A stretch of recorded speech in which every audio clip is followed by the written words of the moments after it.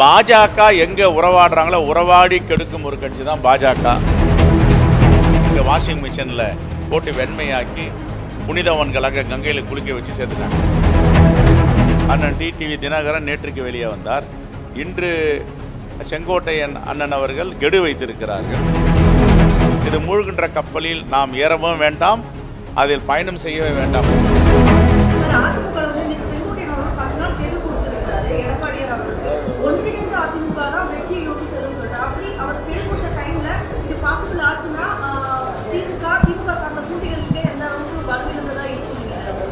அந்த பாஜக அதிமுக கூட்டணிக்கு தமிழ்நாடு மக்கள் கெடு கொடுத்துட்டாங்க. அதனால் இதையெல்லாம் பார்த்துட்டு இருக்க டிடிவி தினகரன் வெளியில் வந்துட்டார்.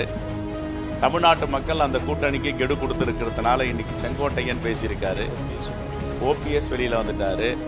இன்னும் யார் யார் வெளியே வர போகிறாங்கன்னு தெரியல. அது மூழ்கின்ற கப்பல், அந்த கப்பலில் ஏறினால் முழுகி விடுவோம் என்று ஒவ்வொருவராக ஒரு காரணங்களை சொல்லி வெளியே வருகிறார்கள். தமிழ்நாட்டு மக்கள் ஒருபோதும் பாஜக அதிமுக கூட்டணியை ஏற்க மாட்டார்கள். இது யதார்த்தமான உண்மை. இன்றும் தமிழ்நாட்டுக்கு கொடுக்க வேண்டிய ஜிஎஸ்டி பணம், நம்முடைய உரிமை தொகை, இரத்தமும் வேர்வையும் சிந்தி தமிழ்நாட்டு மக்கள் கட்டுகின்ற வரி பணத்தை, நம்முடைய பங்களிப்பை 50 விழுக்காடு கொடுக்க வேண்டும், 20 விழுக்காடு கொடுக்கிறேன் என்று வம்படி செய்திருக்கிறார்கள். அதே போன்று பேரிடர் நிதி கொடுக்கவில்லை. மாணவ செல்வங்களுக்கு அடுத்த தலைமுறையை உருவாக்குகின்ற பள்ளி கல்வித்துறைக்கு கொடுக்க வேண்டிய நிதியை தரவில்லை.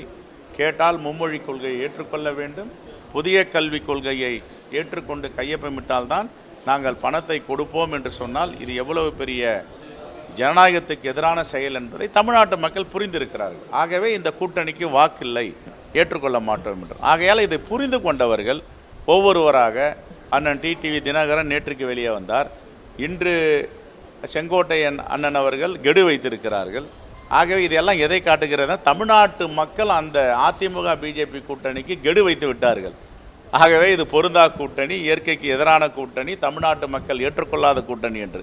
ஆகவே ஒவ்வொருவராக இது மூழ்கின்ற கப்பலில் நாம் ஏறவும் வேண்டாம், அதில் பயணம் செய்யவே வேண்டாமல் ஒவ்வொருவராக இறங்கி கொண்டிருக்கிறார்கள். போக போக தெரியும்.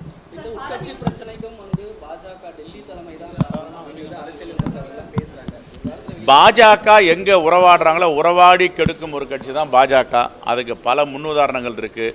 நீங்கள் சந்திரபாபு நாயுடு கிட்ட கடந்த காலங்களில் கூட்டணி இருக்கும்போது அவங்களுடைய நாடாளுமன்ற உறுப்பினர்கள், மாநிலங்களவை உறுப்பினர்கள் ரைடு பண்ணி சார்ஜ் ஷீட் லெவலுக்கு போயிட்டு அதுக்கப்புறம் கட்சியில் சேர்ந்த ரமேஷ் சௌத்ரி நாடாளுமன்ற உறுப்பினர் பேர் நினைவு இருக்குது. இவங்கெல்லாம் பாஜகவில் சேர்ந்த உடனே அவங்க வாஷிங் மிஷினில் போட்டு வெண்மையாக்கி புனிதவன்களாக கங்கையில் குளிக்க வச்சு சேர்த்துட்டாங்க. வழக்குகளே கிடையாது. அந்த கட்சியை ஒடிச்சாங்க.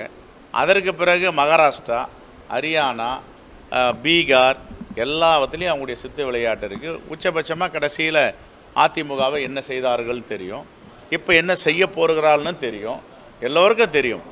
ஆகவே வீழ்த்து கொள்ள வேண்டும். வீழ்த்து கொண்டவர்கள் பிழைத்து கொள்ளுவார்கள். வீழ்த்து கொள்ளவில்லை என்றால் அரசியலில் பிழைக்க மாட்டார்கள். ஆகவே வீழ்த்து கொள்ள வேண்டும் பாஜகவிடம் என்றது தான் எங்களுடைய வேண்டுகோள். அமெரிக்க அரசு 50% இந்திய மக்கள் இந்திய பொருட்கள் வரி விதிப்பால தமிழகத்திலே பெரும்பாலான பாதிப்பு இருக்கு. மத்திய அரசு ஒரு புறம் அழுத்தம் கொடுக்கணும், நடவடிக்கை எடுக்கணும் அப்படின்றது ஒரு புறம் இருந்தாலுமே காங்கிரஸ் கட்சி இதை வலிமையாக எதிர்க்கணும். என்ன நடவடிக்கை எடுக்க இருக்கிறாங்க? இல்லை, இவங்க அமெரிக்காவுக்கும் இந்தியாவுக்கும் என்ன பிரச்சனை? 50 விழுக்காடு ட்ரம்ப் என்ன சொன்னார்? நீ ரஷ்யாவோட என்ன வாங்கக்கூடாது, ரஷ்யாவோட நீ கச்சா ஆயில் வாங்கினீங்கன்னா நான் வரி விதிப்பேன், ட்ரேட் அக்ரிமெண்ட்டை நீ மீறுறேன்னு சொன்னார்.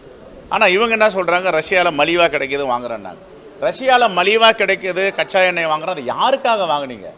அரசுக்காகவா அம்பானிக்காகவா? அம்பானிக்கு மிகவும் மலிவாக வாங்கி தரீங்க.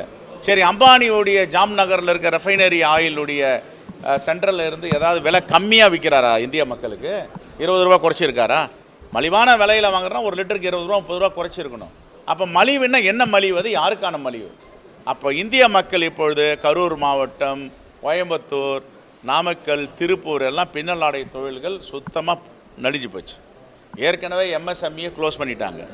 இப்போ இந்த வரி விதிப்பு மூலமா ஏற்றுமதி தடைபடுது. குறிப்பாக இன்றைக்கி தூத்துக்குடி துறைமுகம், சென்னை துறைமுகம், காட்டுப்பள்ளி துறைமுகம்லாம் ஏற்றுமதி ரொம்ப மந்தமாக இருக்குது. கண்டெய்னர்லாம் சரியாக ஏறுறதில்லைன்றாங்க. நாங்கள் அப்போவே சொன்னோம் 40 விழுக்காடு ஜிஎஸ்டி நம்முடைய நாட்டுக்கு பொருந்தாதது, யூரோப்பியர்களுக்கு பொருந்தும், ஐரோப்பியர்களுக்கு பொருந்தோம். இல்லை 40 விழுக்காடை நான் கொண்டாடுவேன். நாங்கள் இப்போ என்ன பண்ணாங்க? மக்களிடம் கடன் சுமை ஏறி போச்சு, இருப்பு சேமிப்பு குறைஞ்சி போச்சு, இந்தியாவுடைய பொருளாதாரம் மங்குதுனோன்னு இப்போ 18% ரிவர்ஸ் ஆகுறாங்க. இதை சொன்னது யார்? எங்களுடைய தலைவர் ராகுல் காந்தி சொன்னார். மேனாள் நிதியமைச்சர் திரு ப. சிதம்பரம் அவர்கள் சொன்னார்கள். அப்போ நீங்கள் கேட்கல. இப்போ 18 விழுக்காடு தீபாவளி பரிசு கொடுக்க போகிறோன்றீங்க. அப்போ காங்கிரஸ் இந்த மக்கள் மீது 10 ஆண்டுகளுக்கு பிறகு ஆபத்து வரும் என்றால் அது முன்னே கண்காணித்து கணிச்சு சொல்கிற ஒரு மாபெரும் இயக்கம் தான் காங்கிரஸ். அதனுடைய தலைவர் தான் ராகுல் காந்தி.